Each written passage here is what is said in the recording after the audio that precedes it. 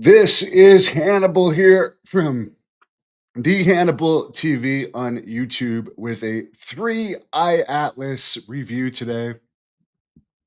My UFO Report podcast partner, Casey, has done an interview with clinical and forensic psychologist Dr. G, and he made me aware of him. And Dr. G recently did a review of Avi Loeb's body language. He's a body language expert, to see how sincere he is when he's doing his reports on the 3-Eye Atlas. Which, before I get into my review of the body language experts review, which, by the way, the link to it is right there. Thank you for sharing it. And he is reviewing a News Nation clip.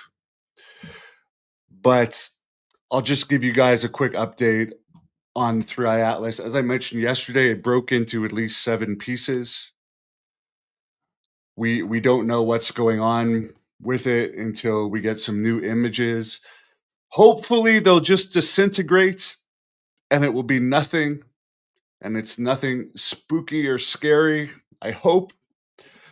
But we'll see. We don't know if it dropped off scout craft behind the sun. There is a big Belgium UFO wave going on right now, which I don't know what's better, if it's Russian drones that keep going over nuclear sites and military bases and airports in Belgium, or if it's UAPs. I don't think either answer is good, but they haven't been able to shoot them down yet. Could these be scout craft that have been dropped off? I don't know, but let's get into the body language expert review. By the way, there's a lot of fake Avi Loeb AI things of Avi Loeb, and I have confirmation from him. He's trying to get them removed right now. David, we're going to see what it is, but let's get into the review. I'll do it piece by piece. Make sure I have the right one here. Okay, here we go. There seems to be some actual concern there as well. Whatever it is, I will let you know if it's the rock or something more exciting. Either way, we'll learn something new. Something more exciting may be the most dramatic understatement of the night. Avi Loeb, thank you so much. So he brings it back to the smile, but for a brief moment there, you could see that as he talked about this, when he talked about as it following closest to the Earth, or when it's going to be coming closest to the Earth, there seemed to be some legitimate concern in his face. Watch this again. Or something more exciting. Either way, we'll learn something new. Something more exciting may be the most dramatic understatement of the night. Avi. So even if only briefly, it seemed there was some real concern underlying that. All right, let's jump to another clip of. So I am going to just jump to several of them, but what concerns me is he's detecting real concern from Dr. Loeb.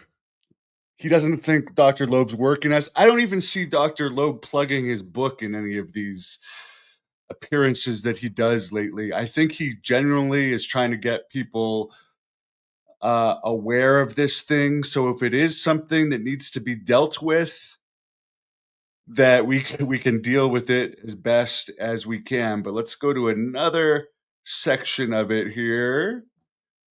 Doing this for fun. I don't think he's doing this because it's getting him interviews and things like that. I think he absolutely believes exactly what he's saying and all of the various possibilities that this 3-Eye Atlas could be.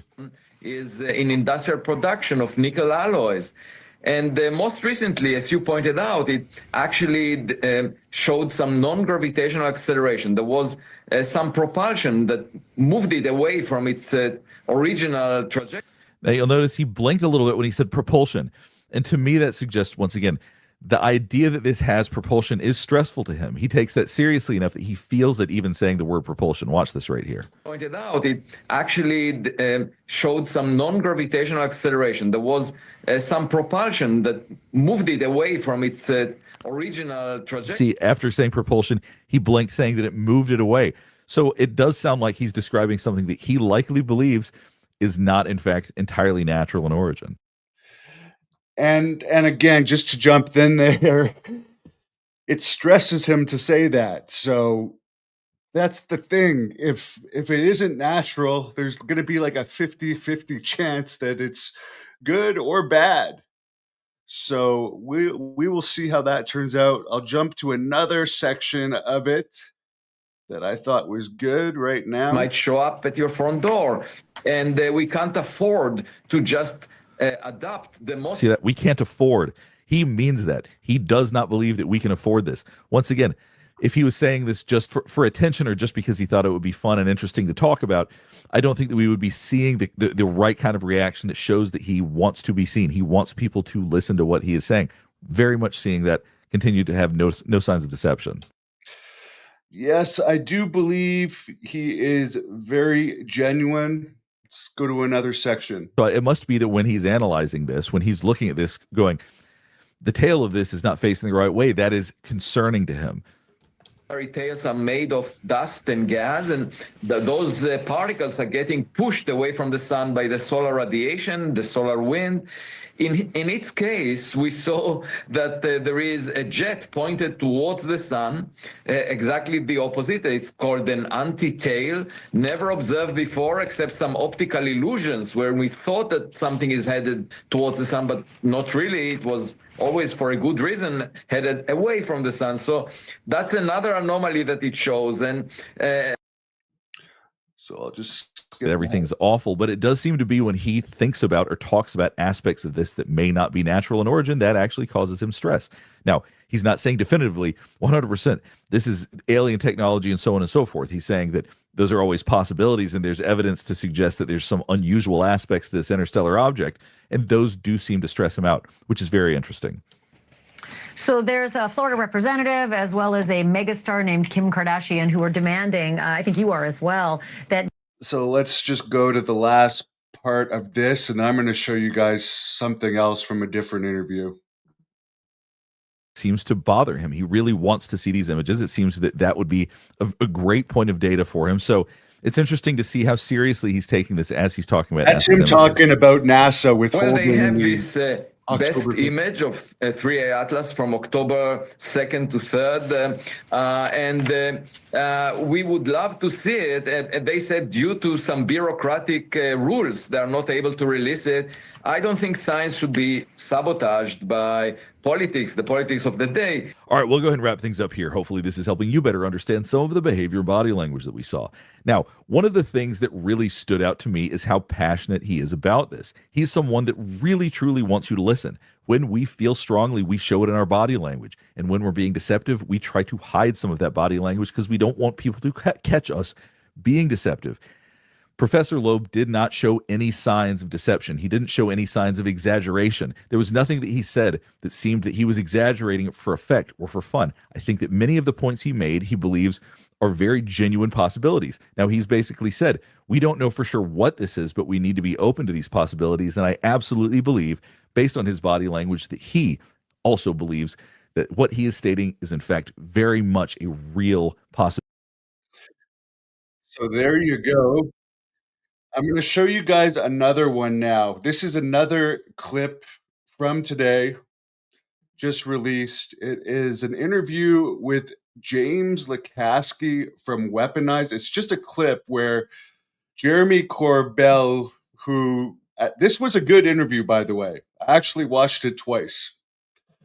But I wanted to just bring this up because Jeremy, who did a good job in this interview, and James Lacatski is a veteran Defense Intelligence Agency investigator and has worked with UAP. He's just come out with a book. Very interesting stuff in this interview. But again, he asked him about 3I Atlas, and he admits in this interview that he's only read a couple articles about it. So I don't think he's as much of an expert as Dr. Loeb. But Dr. Loeb is being neutral anyways. He's saying there's only a 40% chance this is technological. But let's just go to the part where Jeremy asked Lacatski about Professor Loeb.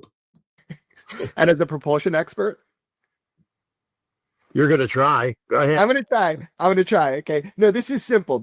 You can answer this. This is I'm just curious what you think of the 3-eye atlas debate that's going around, and everybody, well, not everybody, one particular Harvard scientist named Avi Loeb is talking about how, and I like his open-mindedness.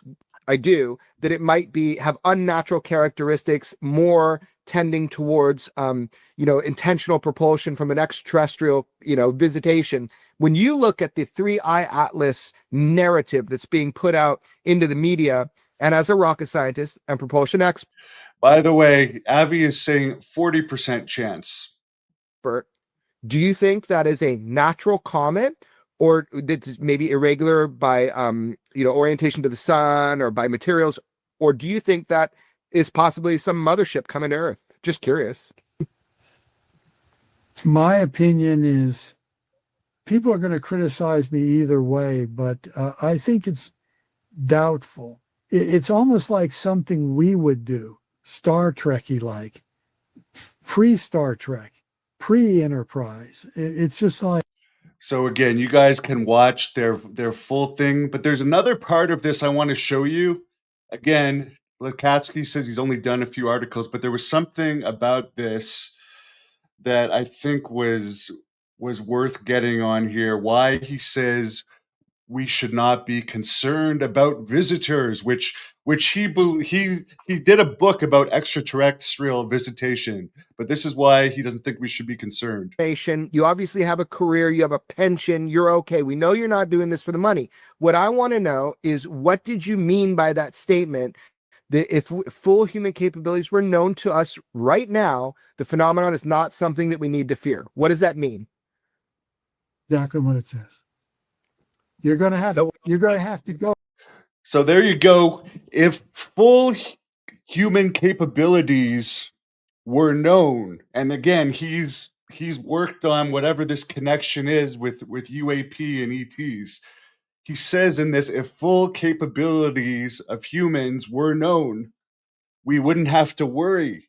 Does that mean we do have the technology to fight something or stop it if it was bad?